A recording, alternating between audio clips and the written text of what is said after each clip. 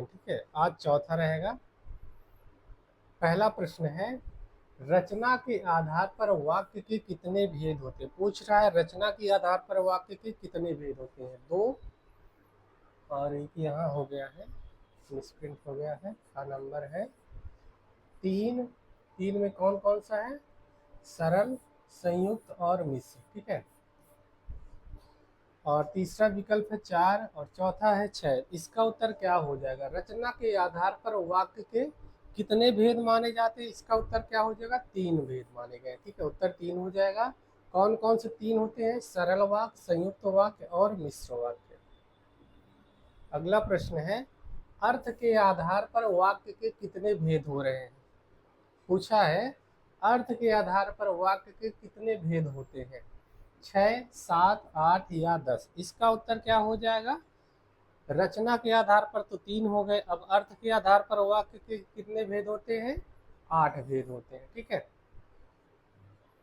अगला प्रश्न है, मोहन पुस्तक पढ़ता है, यह किस प्रकार का वाक्य है। मोहन पुस्तक पढ़ता है, यह किस प्रकार का वाक्य है? मिश्र वाक्य, संयुक्त वाक्य, सरल वाक्य या आज्ञावाचक वाक्य। इसका उत्तर क्या हो जाएगा? तो मोहन पुस्तक पढ़ता है, ये कैसा वाक्य है? ये सरल वाक्य है। ठीक है, साधारण वाक्य इसी को कहते हैं। फिर अगला प्रश्न है, जो परिश्रम करेगा वह सफल होगा, यह किस प्रकार का वाक्य है? सरल वाक्य, संयुक्त वाक्य, मिश्र वाक्य या निषेधवाचक वाक्य। इसका उत्तर क्या हो जाएगा? कमेंट करिए। जो परिश्रम करेगा वह सफल होगा, ये किस प्रकार का वाक्य है? इसका उत्तर हो जाएगा मिश्र वाक्य। ठीक है, क्या हो जाएगा? मिश्र वाक्य है। अगला प्रश्न है, वह सुबह गया और शाम को लौट आया, यह कैसा वाक्य है? सरल वाक्य, संयुक्त वाक्य, मिश्र वाक्य या विस्मयादि बोधक वाक्य। इसका उत्तर क्या हो जाएगा? वह सुबह गया और शाम को लौट आया, और शब्द यहाँ लगा है। ठीक है, यहाँ पर कौन सा वाक्य हो जाएगा? इसका उत्तर हो जाएगा संयुक्त वाक्य हो जाएगा। ठीक है, फिर अगला प्रश्न है, हिंदी में वाच्य के कितने भेद होते हैं? 2 भेद, 3 भेद, 4 भेद या 5 भेद। इसका उत्तर क्या हो जाएगा? हिंदी में वाच्य कितने प्रकार के होते हैं? तो उत्तर क्या हो जाएगा? 3 प्रकार के होते हैं। कौन कौन से होते हैं? कर्तृवाच्य होता है, कर्मवाच्य और भाववाच्य, जिसमें कर्ता की प्रधानता रहेगी, यानी कर्ता के अनुसार लिंग वचन बदलेंगे। उसमें क्या होता है? कर्तृवाच्य, कर्म जहाँ प्रधानता रहेगी कर्म की, वहां पर कर्मवाच्य हो जाएगा, और जहां पर भाव की प्रधानता रहेगी वहां पर भाववाच्य होता है। फिर अगला प्रश्न है, राम से पढ़ा नहीं जाता, इस वाक्य में कौन सा वाच्य है? कर्तृवाच्य, कर्मवाच्य, भाववाच्य या संयुक्त वाच्य। इसका उत्तर क्या हो जाएगा? राम से पढ़ा नहीं जाता, यहाँ पर क्या हो जाएगा?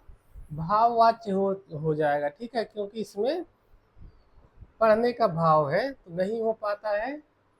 राम से पढ़ा नहीं जाता है, तो यहाँ पर भाव की प्रधानता है, अतः भाववाच्य हो जाएगा। अगला प्रश्न है, पुस्तक पढ़ी जाती है, इस वाक्य में कौन सा वाच्य है? कर्तृवाच्य, कर्मवाच्य, भाववाच्य या इनमें से कोई नहीं। इसका उत्तर क्या हो जाएगा? पुस्तक पढ़ी जाती है, इस वाक्य में कौन सा वाक्य है? कमेंट करिए। तो उत्तर हो जाएगा कर्मवाच्य। फिर अगला प्रश्न देखते हैं, मोहन ने पत्र लिखा, इस वाक्य में कौन सा वाच्य है? इसका उत्तर क्या हो जाएगा? मोहन ने पत्र लिखा, इसमें कौन सा वाच्य हो जाएगा? इसका उत्तर क्या हो जाएगा? कमेंट करिए। तो मोहन ने पत्र लिखा, यहाँ पर कर्ता की प्रधानता है तो कर्तृवाच्य हो जाएगा। ठीक है, मोहन ने पत्र लिखा, इस वाक्य में कर्तृवाच्य हो जाएगा। फिर अगला प्रश्न है,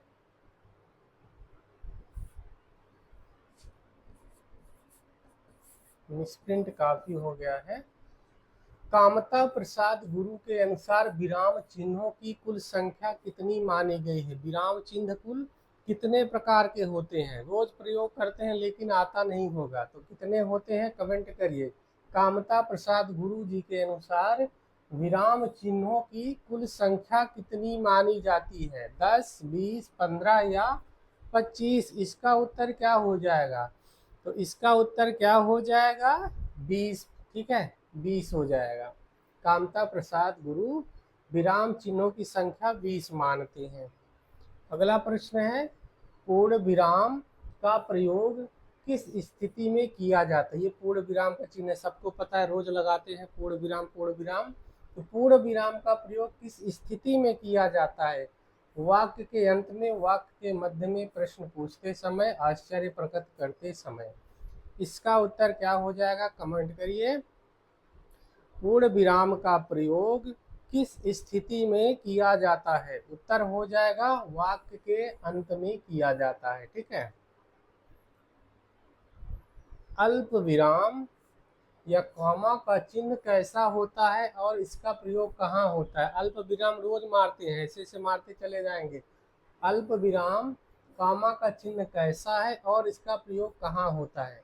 थोड़ी देर रुकने के लिए चिन्ह ये है, रुकने की आवश्यकता नहीं, प्रश्न के लिए या विस्मय के लिए। इसका उत्तर क्या हो जाएगा?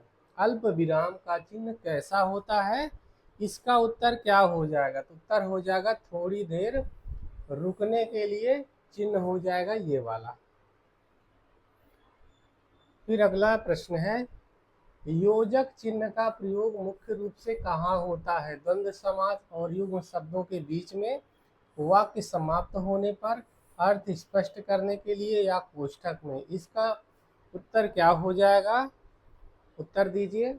योजक चिन्ह का मुख्य रूप से प्रयोग कहाँ होता है? इसका उत्तर क्या हो जाएगा? द्वंद्व समास और युग्मक शब्दों के बीच में। ठीक है, तो पहला उत्तर सही हो जाएगा।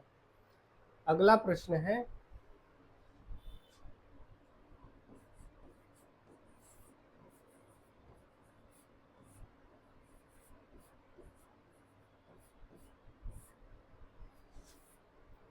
21 होना या अकड़ दिखाना मुहावरे का अर्थ है। इसका उत्तर क्या हो जाएगा? बढ़ चढ़कर होना या श्रेष्ठ होना, कम होना, बराबर होना या हार मानना। कहेंगे ना वो उससे 19 है, वो 20 है, वो 21 है। तो इसका अर्थ क्या होता है? 21 होना या अकड़ दिखाना मुहावरे का अर्थ क्या होता है? इसका उत्तर क्या हो जाएगा? कमेंट करिए। 21 होना या अकड़ दिखाना मुहावरे का अर्थ क्या होता है? उत्तर क्या हो जाएगा? बढ़ चढ़कर होना या श्रेष्ठ होना। ठीक है, 21 होना मतलब श्रेष्ठ होना या बढ़ चढ़कर होना। फिर अगला प्रश्न है,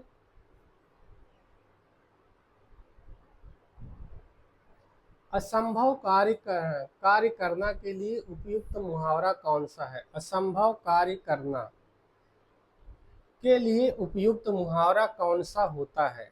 आसमान सिर पर उठाना, आसमान के तारे तोड़ना, आड़े हाथों लेना या आग में घी डालना। इसका उत्तर क्या हो जाएगा?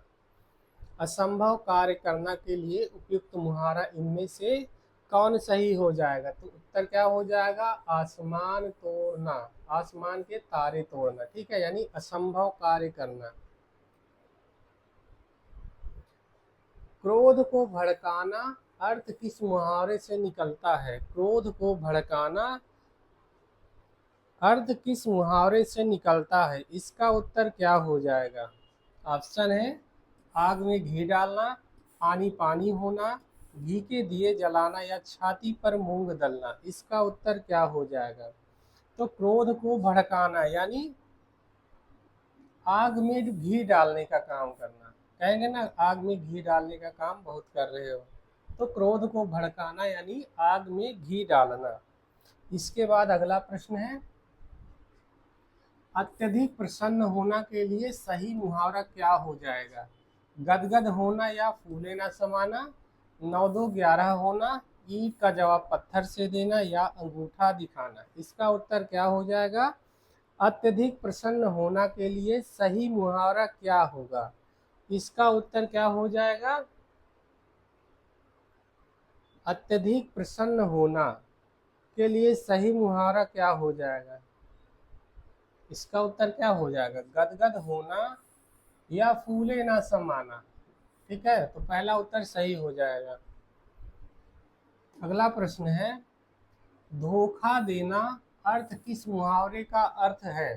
चूना लगाना, चूहे के चाम से नगाड़े मढ़ना, छक्के छुड़ाना या चिकना घड़ा होना। इसका उत्तर क्या हो जाएगा?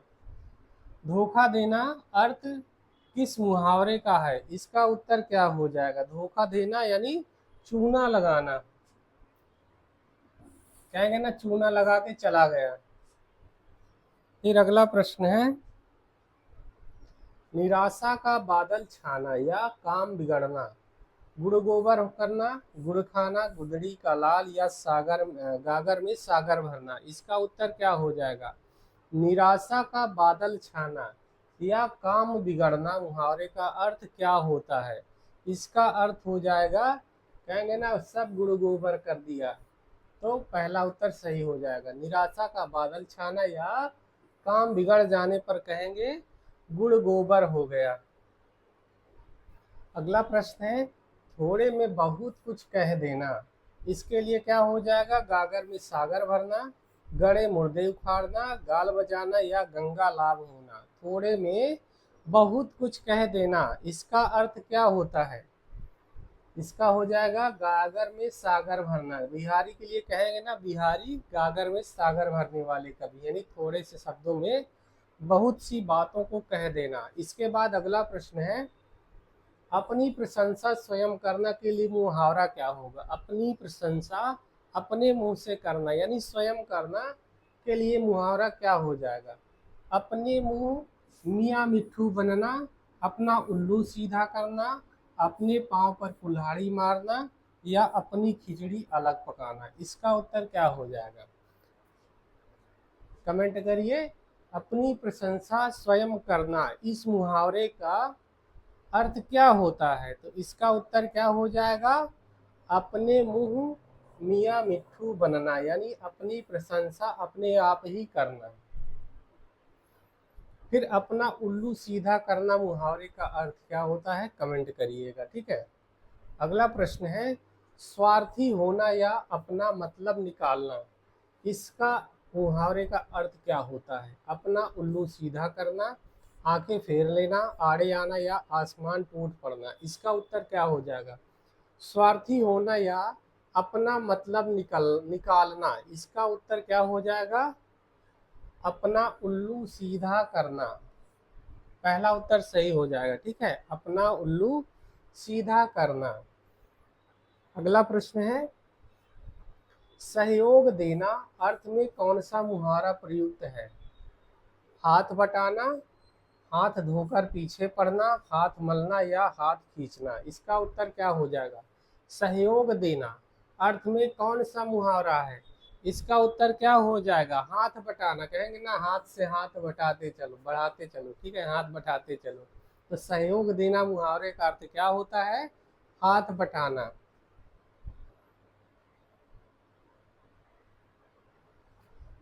पछताना अर्थ किस मुहावरे में व्यक्त होता है? हाथ मलना, हाथ साफ करना, हवा लगना या हक्का बक्का रह जाना। इसका उत्तर क्या हो जाएगा? पछताना अर्थ किस मुहावरे से व्यक्त होता है? तो पछताना किससे निकलता है? हाथ मलना। ठीक है, हाथ मलते रह जाना यानी पछताते रहना।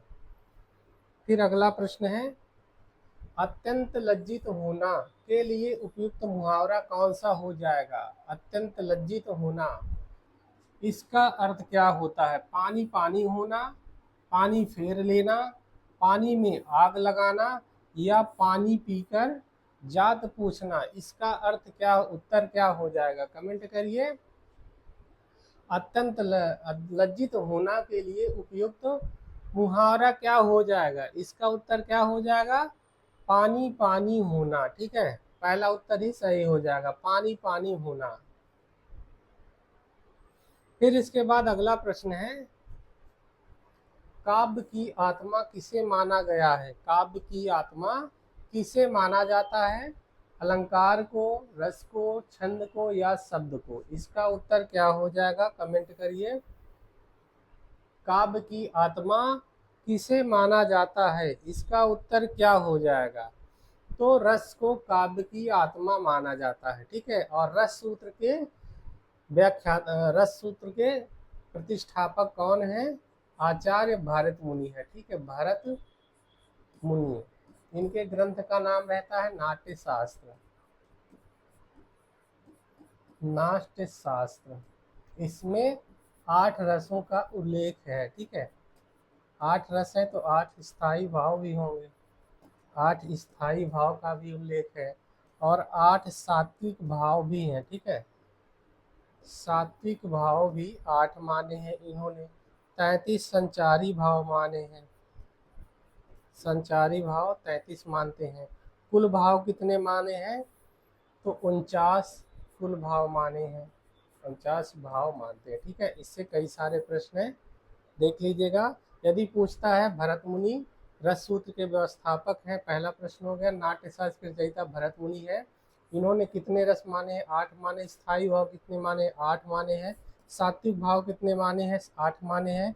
संचारी भाव कितने होते हैं? 33 है। भरत मुनि संचारी भाव कितने मानते हैं? 33 मानते हैं। कुल भाव कितने मानते हैं? 39 भाव मानते हैं। ये भी सब याद कर लीजिएगा।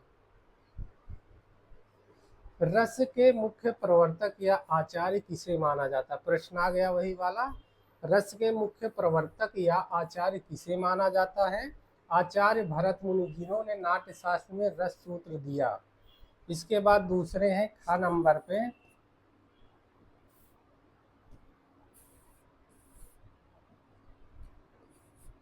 ख नंबर है आचार्य विश्वनाथ। यहाँ पर मिसप्रिंट हो गया है, आचार्य विश्वनाथ। तीसरे हैं मम्मट और चौथे हैं तुलसीदास। तो इसका उत्तर क्या हो जाएगा? कमेंट करिए। रस के मुख्य प्रवर्तक या आचार्य किसे माना जाता है? तो आचार्य भरत मुनि को माना जाता है, ठीक है। पहला उत्तर सही हो जाएगा। अगला प्रश्न है,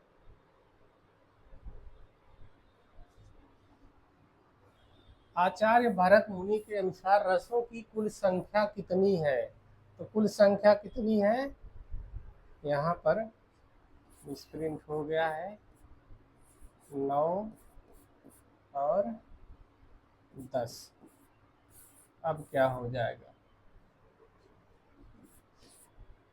आचार्य भरत मुनि के अनुसार रसों की कुल संख्या कितनी मानी जाती है? तो इसका उत्तर क्या हो जाएगा? भरत मुनि 8 रस मानते हैं, ठीक है। अभी हम लोग इस पर चर्चा कर चुके हैं। रस की संख्या 8 मानते हैं और स्थायी भाव भी 8 मानते हैं, ये भी याद रखिएगा, ठीक है। शांत रस को ये रस नहीं मानते हैं। अगला प्रश्न है, श्रृंगार रस का स्थायी भाव क्या है? श्रृंगार रस का स्थायी भाव क्या होता है? इसका उत्तर क्या हो जाएगा? उत्तर दीजिए। श्रृंगार रस का स्थायी भाव क्या है? रति, प्रेम, उत्साह, शोक या हास। इसका उत्तर क्या हो जाएगा? तो श्रृंगार रस का स्थायी भाव क्या होता है? रति या प्रेम होता है, ठीक है। और श्रृंगार रस 2 प्रकार के होते हैं। पहला संयोग श्रृंगार, और दूसरा क्या हो जाएगा? वियोग श्रृंगार। वियोग श्रृंगार, 2 प्रकार के श्रृंगार रस होते हैं। उत्साह किस रस का स्थायी भाव होता है? वीर रस का स्थायी भाव क्या होता है? उत्साह होता है। शोक किस रस का स्थायी भाव होता है? करुण रस का स्थायी भाव क्या होता है? शोक होता है। हास किसका रस स्थायी भाव होता है? तो हास्य रस का स्थायी भाव क्या होता है? हास होता है। इसको भी देख लेते हैं, ये भी अक्सर पूछे जाते हैं। अगला प्रश्न है, करुण रस का स्थायी भाव क्या है? भय, शोक, निर्वेद या जुगुप्सा। इसका उत्तर क्या हो जाएगा? कमेंट करिए। तो करुण रस का स्थायी भाव किसे माना जाता है? तो शोक को माना जाता है, ठीक है। तो ख वाला उत्तर सही हो जाएगा। और भय किसका स्थायी भाव होता है? भयानक रस का स्थायी भाव होता है, ये भी याद रखिएगा। भयानक रस, इसका स्थायी भाव क्या होता है? भय होता है। निर्वेद किस रस का स्थायी भाव होता है? तो उत्तर हो जाएगा शांत रस का स्थायी भाव क्या होता है? निर्वेद होता है। जुगुप्सा किस रस का स्थायी भाव होता है? बीभत्स रस का स्थायी भाव क्या होता है? जुगुप्सा। ठीक है, जुगुप्सा या घृणा दोनों होते हैं, इनको भी याद रखिएगा। अगला प्रश्न है, वीर रस का स्थायी भाव क्या होता है? क्रोध, उत्साह, भय या विस्मय। इसका उत्तर क्या हो जाएगा? वीर रस का स्थायी भाव क्या होता है? उत्साह होता है। ठीक है, और क्रोध किसका स्थायी भाव होता है? कमेंट करिएगा। भय किसका स्थायी भाव होता है? कमेंट करिएगा। विस्मय किस रस का स्थायी भाव है? ये भी कमेंट करिएगा, तो तैयार भी होता चलेगा। हास्य रस का स्थायी भाव क्या होता है? हास, रति, शोक या जुगुप्सा। यहाँ पर जुगुप्सा है। ठीक है, जुगुप्सा, जुगुप्सा या घृणा भी कहते हैं। ठीक है, इसको भी देख लीजिएगा, मिसप्रिंट है।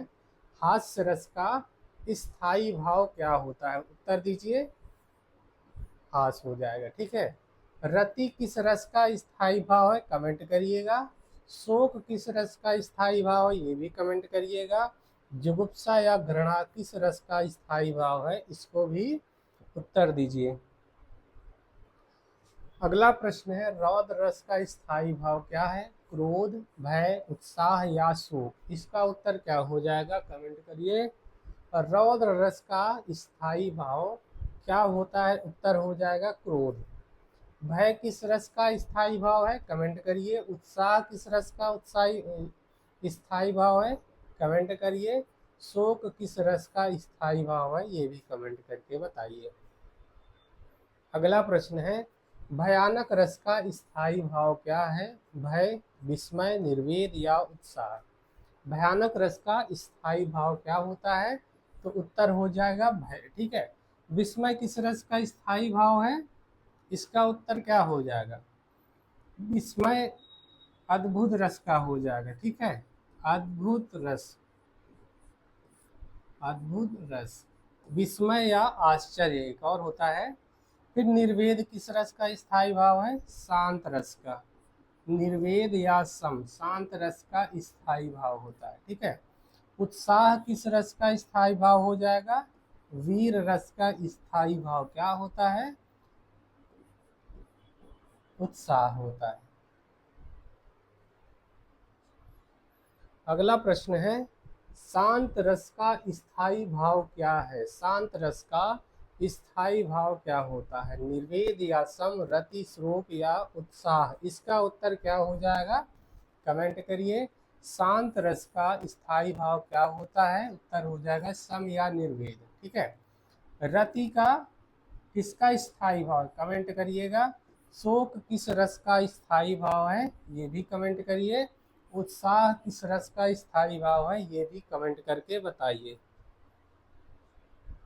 अद्भुत रस का स्थायी भाव क्या है? विस्मय या आश्चर्य, क्रोध, भय या उत्साह। अद्भुत रस का स्थायी भाव क्या होता है? इसका उत्तर क्या हो जाएगा? विस्मय या आश्चर्य। ठीक है, अद्भुत रस का स्थायी भाव क्या होता है?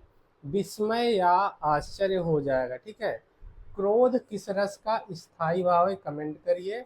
भय किस रस का स्थायी भाव है? उत्तर दीजिए। उत्साह किस रस का स्थायी भाव है? इसका भी उत्तर दीजिए। एक प्रश्न में 4 प्रश्न तैयार हो जाएंगे। ठीक है, कमेंट करके जरूर बताइएगा। अगला प्रश्न है, जहां एक ही वर्ण की आवृत्ति बार बार हो वहां कौन सा अलंकार होता है?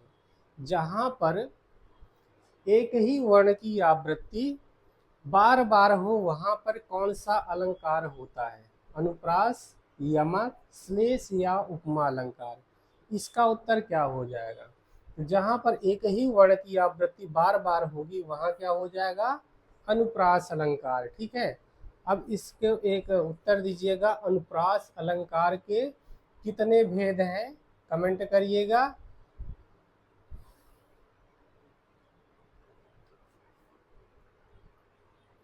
फिर अगला प्रश्न है, कनक कनकते सौगुनी मादकता अधिकाई। इस पंक्ति में कौन सा अलंकार? ये मोस्ट इम्पॉर्टेंट प्रश्न है, अक्सर आता जाता रहता है, आता रहता है, जाता रहता है। तो इसका उत्तर क्या हो जाएगा? कनक कनकते सौगुनी मादकता अधिका, इसमें कौन सा अलंकार है? अनुप्रास, यमक अलंकार, जहां एक शब्द दो या अधिक बार आए और प्रत्येक बार भिन्न अर्थ हो। फिर तीसरा है श्लेष और रूपक, इसमें उत्तर क्या हो जाएगा? उत्तर दीजिए। कनक कनकते सौगुनी मादकता अधिका, इसमें कौन सा अलंकार हो जाएगा? यमक अलंकार हो जाएगा। ठीक है, जहां पर एक शब्द दो या अधिक बार आए, तो यहाँ पर कनक शब्द दो बार आया है और दोनों बार अलग अलग अर्थ है, इसलिए यहाँ पर कौन सा अलंकार हो जाएगा? यहाँ पर यमक अलंकार हो जाएगा। श्लेष अलंकार में क्या होता है? एक शब्द के कई अर्थ निकलते हैं। ठीक है,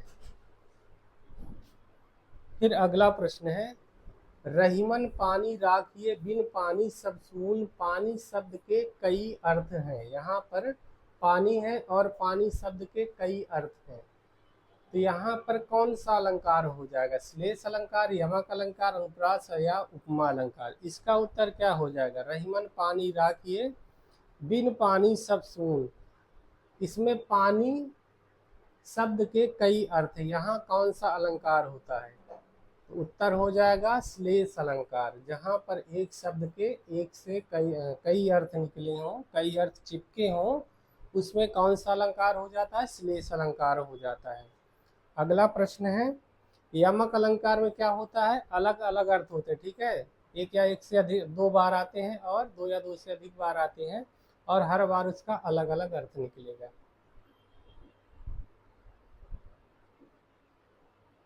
अगला प्रश्न है, मुख सम सुंदर चंद्र में कौन सा अलंकार है? मुख सम सुंदर चंद्र, मुख सम सुंदर चंद्र में कौन सा अलंकार है? उपमा अलंकार, जहां सा सी समान सम आए, रूपक अलंकार, उत्प्रेक्षा अलंकार या अतिरेक अलंकार? इसका उत्तर क्या हो जाएगा?